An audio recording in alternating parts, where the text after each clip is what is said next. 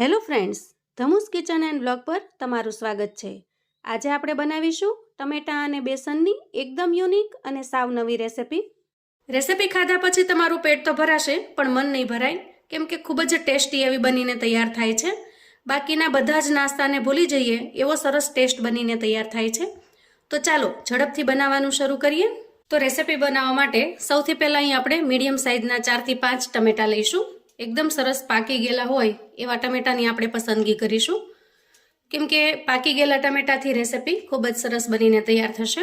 હવે આપણે આ ટમેટાને ખૂબ જ સારી રીતે ધોઈ લેવાના છે, જેથી કરીને એના ઉપરની કાંઈ ગંદકી હોય, ધૂળ માટી હોય એ નીકળી જાય। તો આ રીતે 2 થી 3 વખત પાણી લઈશું અને ટમેટાને ખૂબ સારી રીતે ધોઈ લઈએ। એકદમ સરસ રીતે ધોઈ લીધા પછી આપણે ટમેટાને સમારી લઈએ। તો આ રીતે ટમેટાને આપણે રફલી ચોપ કરી લઈએ। કોઈ પણ સાઈઝની અંદર આપણે કટ કરી લેવાના છે।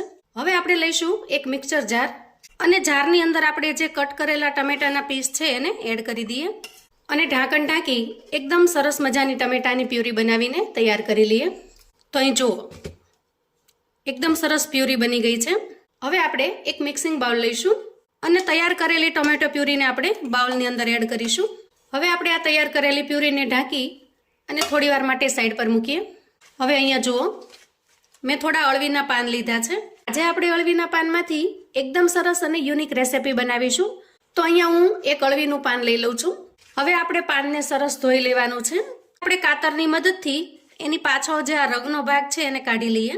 આ રીતે આપણે એકદમ જાડો જે રગનો ભાગ છે એને કાઢી લેવાનો છે। તો એને આપણે કાતરની મદદથી દૂર કરી લેવાની છે। તો હવે તમે જોશો કે પાન પર ક્યાંય મોટી રગ છે નહીં। હવે પાનને આપણે કટ કરી લેવાનું છે। કાતરની મદદથી આપણે આ રીતે કટ કરી લઈએ। આ રીતે કટ કરવાથી એકદમ લાંબા લચ્છા નીકળે છે। તો બહુ જાડા પણ નહીં અને સાવ પતલા પણ નહીં, એ રીતે આપણે કટ કરી લઈએ। આ રીતે લચ્છામાં આપણે સમારી લીધા છે પાનને।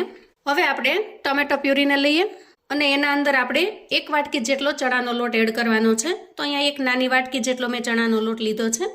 તો અહીંયા ચણાનો લોટ આપણે એડ કરતું જવાનું છે અને વિસ્કરની મદદથી એને મિક્સ કરતું જવાનું છે, જેથી કરીને એકદમ સરસ ફેંટાઈ જશે અને ટમેટો પ્યુરી અને ચણાનો લોટ સારી રીતે મિક્સ થઈ જશે। તો અહીંયા એક નાની ડુંગળીને મેં આ રીતે લચ્છામાં સમારી લીધી છે અને હાથની મદદથી આપણે લચ્છાને છૂટા પાડી દઈએ। તમે જો ડુંગળી ન ખાતા હો તો સ્કીપ કરી શકો છો। તો અહીંયા તૈયાર કરેલી ડુંગળીને આપણે એડ કરીશું। ઝીણી સમારેલી કોથમીરને પણ એડ કરીશું। મસાલામાં મેં અહીંયા લીલા ધાણા લીધા છે। ધાણાને થોડા શેકી અને ક્રશ કરી લીધા છે, આખા ભાંગા। અને આ રેસિપીમાં આનો ટેસ્ટ એકદમ ગજબનો આવે છે। તો અહીંયા ધાણાને આપણે એડ કરીશું અને સાથે સાથે એડ કરીશું અહીંયા 1 ચમચી જેટલો રવો।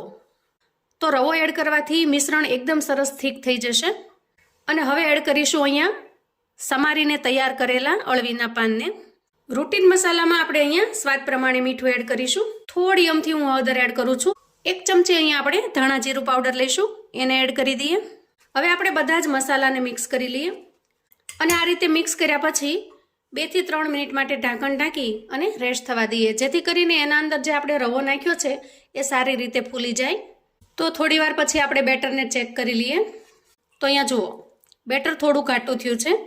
થોડું પાણી એડ કરી અને આપણે બેટરની કન્સિસ્ટન્સીને બેલેન્સ કરી લઈએ। તો અહીંયા હું લીલા મરચાં એડ કરવાનું ભૂલી ગઈ હતી, એને પણ એડ કરી દઈએ। હવે અંદાજે અહીંયા 3 થી 4 ચમચી જેટલું પાણી એડ કરીશું। તો પાણીની માત્રા અહીંયા ખૂબ જ ઓછી રાખીશું, નહીતર બેટર ઢીલું થઈ જશે। બેટરની કન્સિસ્ટન્સી અહીંયા બરાબર છે, બહુ જાડું પણ નથી અને સાવ પતલું પણ નથી। તો ચાલો હવે જઈએ આપણે ગેસ તરફ। હવે અહીંયા જુઓ, ગેસ ઓન કરી અને મેં નોનસ્ટિક પેન મૂકી દીધું છે। અહીંયા પેન થોડું ગરમ થાય એટલે આપણે બ્રશની મદદથી આ રીતે થોડું અમથું તેલ લગાવવાનું છે, બહુ ઝાઝું નહીં, સહેજ અમથું જ। હવે આપણે ચમચાની મદદથી આ રીતે 1 ચમચો બેટર લઈશું અને એને આપણે આ રીતે ફેલાવી દેવાનું છે। તો તમે થોડો પતલો પણ બનાવી શકો છો। આ રીતે ઝડપથી સ્પેચ્યુલાને કે ચમચાને ફેરવી લેવાનું અને ઉપરની સાઈડ થોડી કોરી થઈ જાય એટલે આપણે બ્રશની મદદથી ઓઇલ લગાવી દઈએ અને પછી આપણે સાઈડ ચેન્જ કરી લઈએ। તો નોનસ્ટિકમાં બનાવીશું તો એકદમ ઝડપથી આપણે એને ફેરવી શકશું। જુઓ આ રીતે, અને પછી ઉપરની સાઈડ પણ આપણે થોડું તેલ છે એ બ્રશની મદદથી લગાવી દઈએ। ઓછા તેલની અંદર એકદમ ટેસ્ટી એવો નાસ્તો બનીને તૈયાર થશે। તો આજના નાસ્તાની અંદર તમને 2 થી 3 ટેસ્ટ આવશે। સૌથી પહેલાં તો ટમેટાની પ્યુરીથી બનાવેલો છે એટલે એકદમ સરસ ખાટો મીઠો ટેસ્ટી અને ટેંગી બન્યો છે। આ ઉપરાંત આપણે ચણાના લોટથી બનાવેલો છે એટલે તમને થોડો પુડલા જેવો પણ ટેસ્ટ આવશે અને એમાં આપણે અળવીના પાન પણ એડ કરેલા છે એટલે થોડો પાત્રા જેવો પણ તમને ટેસ્ટ આવશે. તો આ રીતે એક જ રેસિપીમાં તમે 2 થી 3 ટેસ્ટ છે એ મેળવી શકશો. તો જુઓ, બંને બાજુ એકદમ સારી રીતે તૈયાર થઈ જાય એટલે આપણે લઈ લેશું.